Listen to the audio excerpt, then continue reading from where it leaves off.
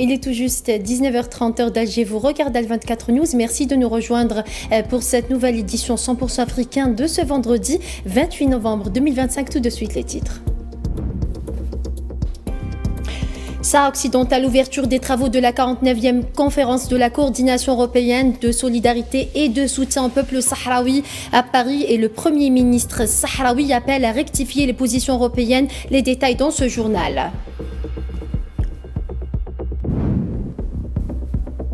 Conférence ministérielle africaine sur la production locale de médicaments. Les participants adoptent la déclaration d'Alger et l'Algérie signent des mémorandums d'entente avec le Sénégal et la Tanzanie.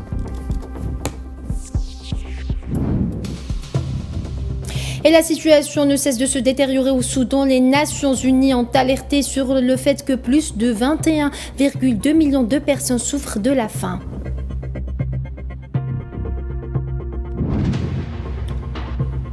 Sport football, le Mouloudia d'Alger affronte ce soir la formation sud-africaine Mamelodi Sundowns à Alger pour la deuxième journée de la phase de poule de la Ligue des champions CAF. Les détails dans ce journal.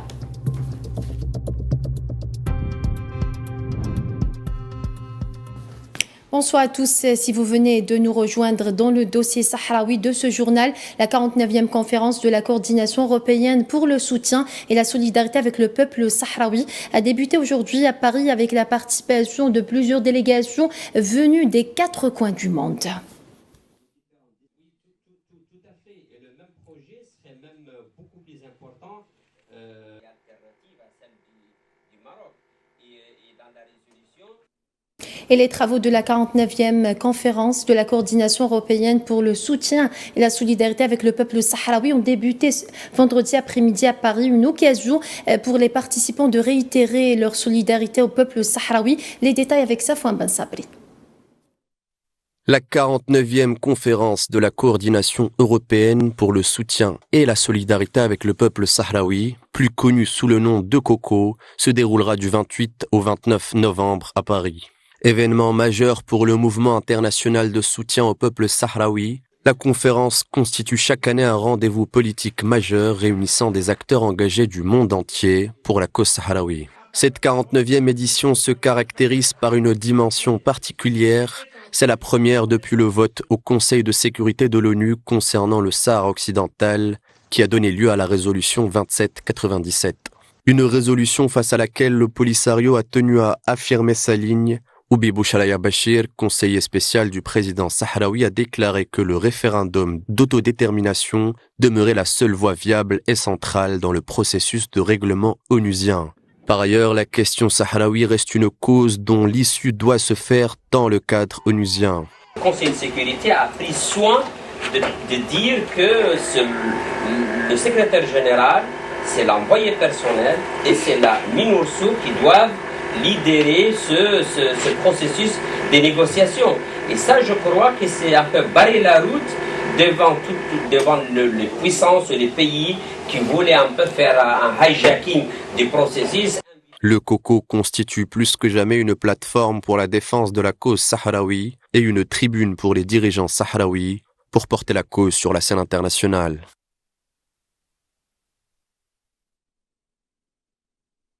Et dans une déclaration à 24 News, le Premier ministre sahraoui Bouchraya Hamoudi Bayoun a souligné que la déclaration finale de la réunion de la coordination européenne de solidarité et de soutien au peuple sahraoui devrait appeler les pays européens et les principales parties prenantes à prendre des positions claires sur la question sahraoui.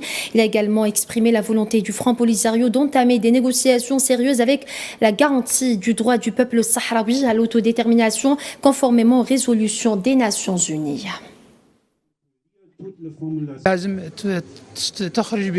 Il est nécessaire de corriger la traduction et l'interprétation erronée présentée par la Commission européenne concernant la dernière résolution. La Commission a tenté de soutenir l'occupation marocaine, ce qui est inexact.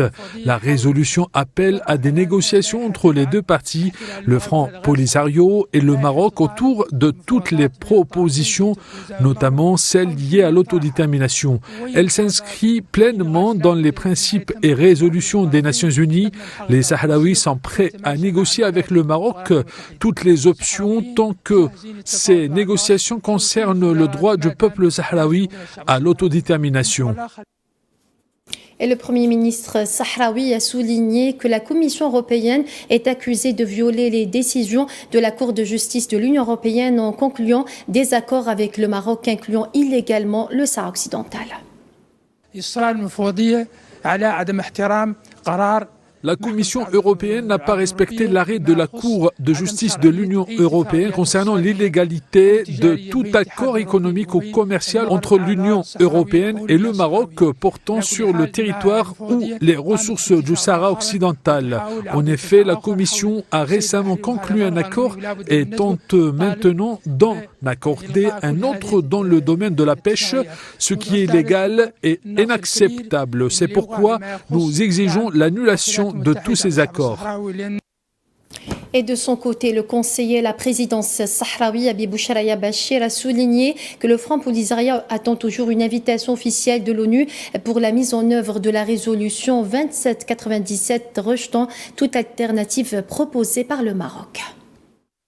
Le Front Polisario est toujours à l'attente d'une invitation formelle de la part des Nations Unies par le biais de l'envoyé personnel du secrétaire général Staffan de Mistura pour appliquer la résolution 2797 adoptée le 31 octobre sur la base de la lecture réelle, équilibrée et pas celle qui est avancée par le Maroc et les relais médiatiques du Maroc, surtout dans le monde.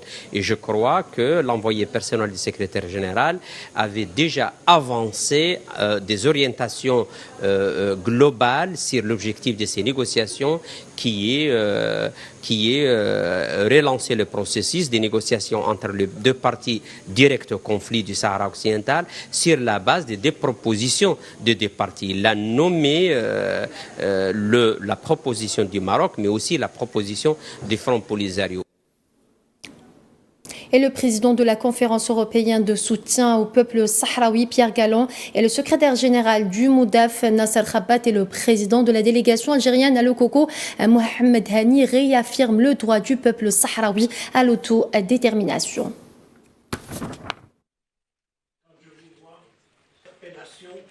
Du monde politique de ces parlementaires, certains sont ici présents, que je remercie pour cette présence. Une délégation du groupe parlementaire d'amitié et de fraternité Algérie-Sahara occidental de l'Assemblée populaire nationale participe aux festivités marquant le 50e anniversaire de la création du Conseil national sahraoui prévu le 29 novembre courant dans les camps de réfugiés sahraouis, indique jeudi un communiqué de la même instance.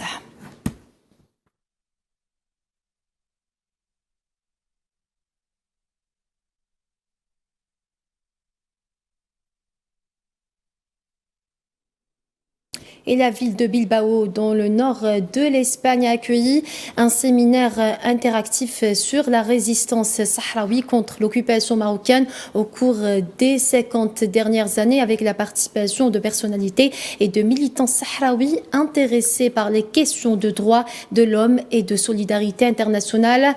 Lors de cette conférence qui s'est tenue hier, le représentant du Front Polisario au Pays Basque, Mokhtar Lebahi, a passé en revue dans son intervention les étapes les plus marquantes de la question sahraoui sur un demi-siècle, en se concentrant sur les transformations politiques et régionales qui ont influencé le cours du conflit.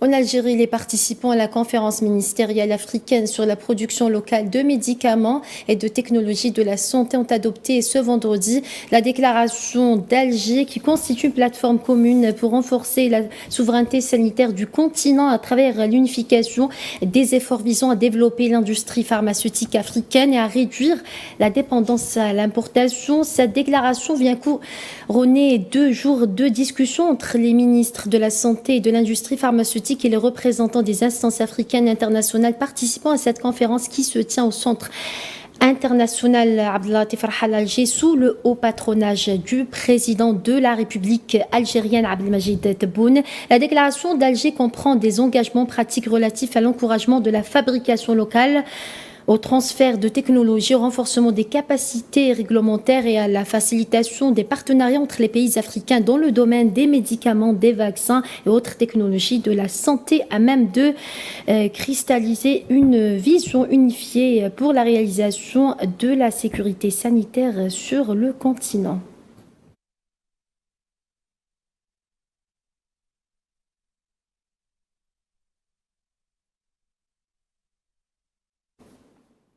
Et l'Agence nationale des produits pharmaceutiques algérienne et l'Agence sénégalaise de régulation des médicaments ont signé un mémorandum d'entente à l'issue de la conférence ministérielle africaine sur la production locale de médicaments et les technologies de la santé tenue les 26 et 27 novembre à Alger.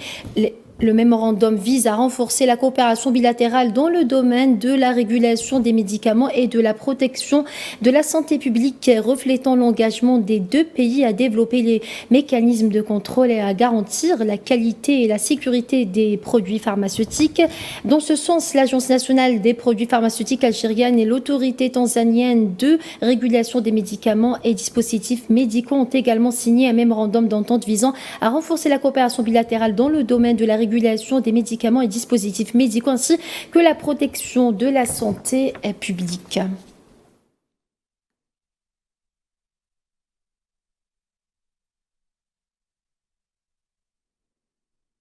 Et toujours dans le même contexte, le ministre mozambicain de la Santé, Hussein Issa, a décrit l'Algérie comme un partenaire solide et fiable pour son pays dans le secteur de la santé, soulignant l'importance de la coopération entre africaine pour relever les défis auxquels est confronté le secteur de la santé sur le continent.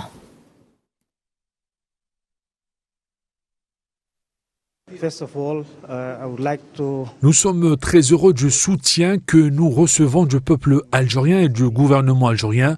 Nous avançons plus rapidement grâce à cette contribution. Nous sommes particulièrement heureux aujourd'hui car nous avons réalisé des progrès concrets dans plusieurs domaines. La fourniture de médicaments, la formation et les programmes de gestion visant à renforcer notre système national de santé.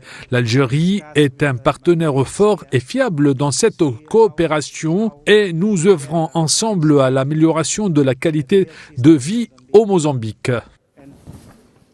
Et le Conseil de la Nation participe ce vendredi au Caire, en Égypte, aux réunions des commissions permanentes de l'Assemblée parlementaire de l'Union pour la Méditerranée. Selon un communiqué du Conseil, les membres de ces commissions ont élaboré des recommandations sur les voies et moyens de renforcer la coopération, le partenariat et l'intégration régionale entre les deux rives de la Méditerranée, et ce, dans les domaines de compétences de chaque commission et dans le cadre de ses prérogatives.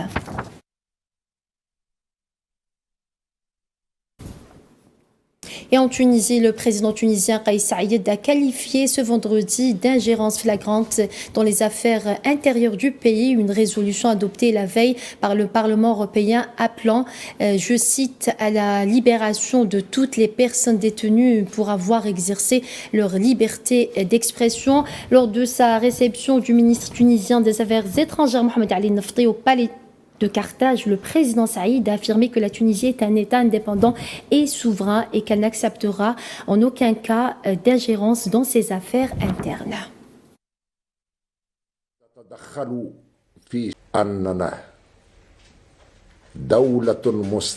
Nous sommes un État indépendant et souverain et nous n'accepterons jamais qu'aucune partie n'interfère dans nos affaires internes. La Tunisie est un État souverain et la souveraineté appartient au peuple, seul maître de ses décisions. Quant à ceux qui souhaitent nous ramener au passé, nous avons beaucoup à dire sur ce passé.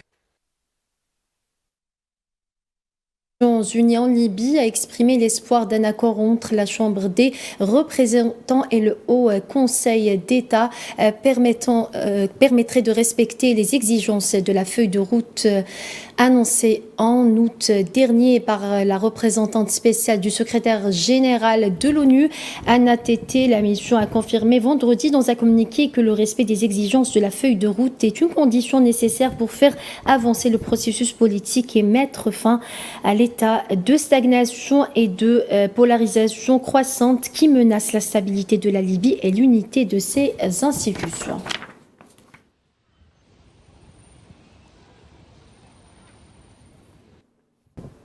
Et dans le dossier soudanais, le président du Conseil de souveraineté du Soudan, le général Abdel Fattah al-Burhan, a discuté vendredi avec Andrea Kravik, secrétaire d'État norvégien, auprès du ministère des Affaires étrangères et envoyé spécial de la Norvège au Soudan, des moyens de parvenir à la paix dans le pays. Pour sa part, l'envoyé norvégien a affirmé l'engagement de son pays à travailler avec ses partenaires pour un Soudan unifié, soulignant la nécessité de s'engager dans un processus politique et de répondre à une trêve humanitaire afin d'assurer l'acheminement de l'aide humanitaire aux personnes dans le besoin.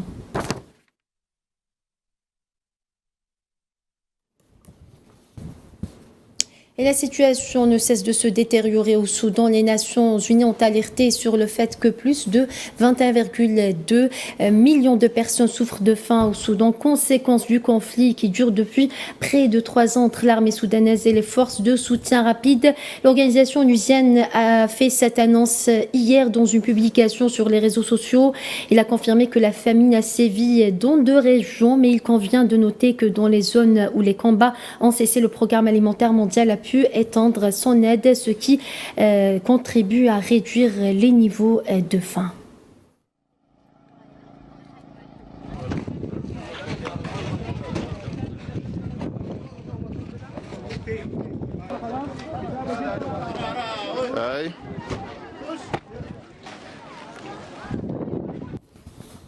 Et de son côté, le Parlement européen a condamné hier avec la plus grande fermeté les graves violations du droit international humanitaire et des droits de l'homme commises par les forces de soutien rapide au Soudan. Dans une résolution adoptée à une écrasante majorité de 503 voix contre, 32 et 52 abstention. Dans sa déclaration, le Parlement a expliqué que les violations incluent les attaques contre les civils, les violences contre les minorités ethniques et les violences physiques, la torture et la famine délibérée, l'utilisation d'enfants soldats et les attaques contre les hôpitaux et les installations humanitaires, considérant qu'elles peuvent constituer des actes de génocide.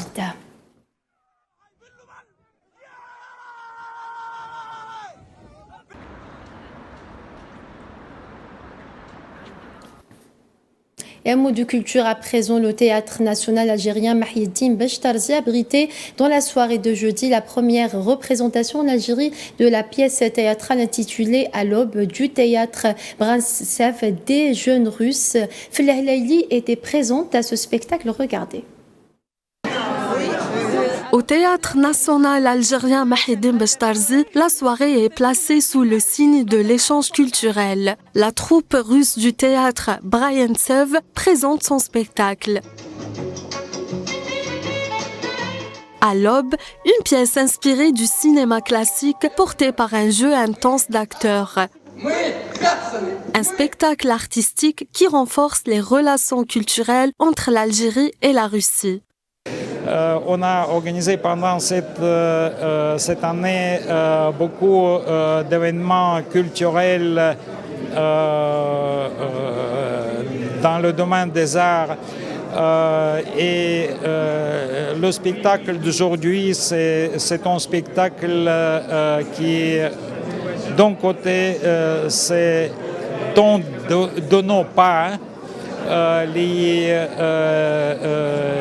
pour expliquer ce que cela signifie l'âme russe, quelles sont les possibilités de la culture russe, des arts russes, parce que la culture, c'est une chose qui influence les gens, qui explique beaucoup de choses qu'on ne peut pas comprendre par les mots et à travers les paroles. Pour les organisateurs comme pour les artistes, cette représentation est l'occasion de partager une vision théâtrale différente, tout en rencontrant un nouveau public.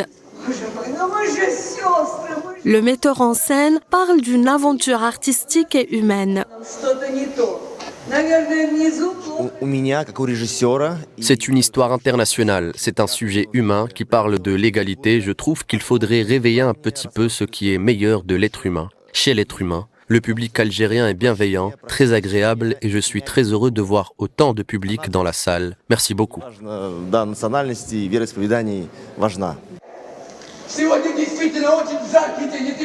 Dans la salle, le public réagit avec enthousiasme. Les spectateurs algériens découvrent un univers théâtral venu de Russie, tandis que la diaspora russe retrouve un morceau de son pays à Alger. Un moment de partage qui montre que l'art dépasse les frontières et rassemble les cultures.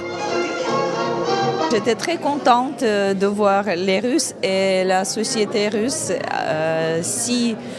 en si proche amitié avec les Algériens. Et j'ai aimé beaucoup le jeu des acteurs. J'ai aimé beaucoup l'accueil des Algériens. On a eu le plaisir d'assister au spectacle intitulé À l'aube, qui a été présenté par la troupe de l'un des théâtres de Saint-Pétersbourg. C'était un jeu d'acteurs magnifique, à un très haut niveau, et on espère pouvoir assister à d'autres spectacles pareils ici en Algérie. Une soirée où le théâtre devient passerelle solide entre les peuples et où Alger s'ouvre encore une fois sur le monde des arts. Sport football, le Mouloudia d'Alger affronte dans quelques instants la formation sud-africaine Mamelodi Sundowns à Alger pour la deuxième journée de la phase de poule de la Ligue des champions CAF. Battu lors du premier match face à Al-Hilal Soudani, le club algérois est désormais dans l'obligation de s'imposer à domicile pour relancer ses chances de qualification au deuxième tour. C'est un sujet signé Mohamed Wali Ben Chaban. Ce soir, le Mouloudia d'Alger recevra les redoutables Sud-Africains du Mamelodi Sundowns au stade Ali Ammar de Douala à Alger, dans un match d'une extrême importance comptant pour la deuxième journée de la phase de poule de la Ligue des champions africaine. Dos au mur après une défaite inaugurale contre El Hilal du Soudan, les Verts et Rouges n'ont plus droit à l'erreur. L'objectif est clair, s'imposer à domicile pour relancer leurs chances dans la course à la qualification au deuxième tour.